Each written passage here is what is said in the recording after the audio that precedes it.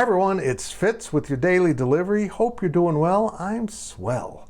I'm great. It's cooling off a little bit, not forever. It's going to get hot again, but we're getting there. Make sure you interact with this video in any way possible. Maybe take it on vacation. Maybe take it to school with you. Maybe show it to friends. Sleep with it. Any interaction helps us out. Anyhow, I didn't mean like, I just meant never mind. Hey, yesterday I talked about the Premier League ridiculousness that they're coming up with. Well, I also sense that the Big Ten and SEC are conspiring to try to take over this playoff format. So the 12-team playoff will start, I believe, next season. And the original format was the 5 Power 5 champions and the highest ranking champion of a non-power conference got automatic bids. So half the field were automatic bids and the rest were at-large bids. It was pretty cool, actually. And those at-large bids, yeah, there'll probably be more SEC and Big Ten teams, in theory, but also it really afforded the chance of the Big 12 to get a second, maybe a third team in, and that is possibly program changing for a conference like the Big 12 that can put a school like Kansas State or a Baylor or UCF or Utah into that playoff like 3 years in a row, and all of a sudden they're perceived as a major player. I think the Big Ten and SEC are going to realize that and want to cut that off.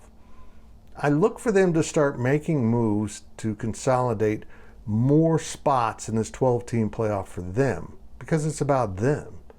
Yeah, they win them typically all the time, and the only way for someone who isn't a power player right now to climb up that ladder is to start making that playoff. Maybe you lose in the first round a couple years, but the next 2 years you advance, and then maybe another year you get even further, play for the championship. They don't want that. They don't want new members in their club.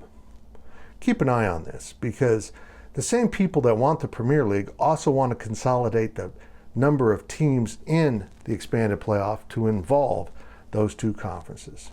Nobody is denying that programs such as Alabama and Georgia are elite. Ohio State also. Michigan's a little more questionable. Clemson has kind of stepped back a little bit. But that doesn't mean the entirety of those conferences are good. It means the top level are good. They're going to have to find a way, whether it's computer or mixed polls or something else, to make sure that you can't stuff the ballot box and sneak that 5th or 6th SEC team into the playoff for profit and for dominance of the ability to elevate yourselves into the national conversation. We'll see what happens. Maybe they'll scale it back now to 8 schools since there's only 4 power conferences. That wouldn't necessarily be good for the Big 12, and I don't see the SEC wanting it because they want those extra 4 spots all for themselves. Shocking.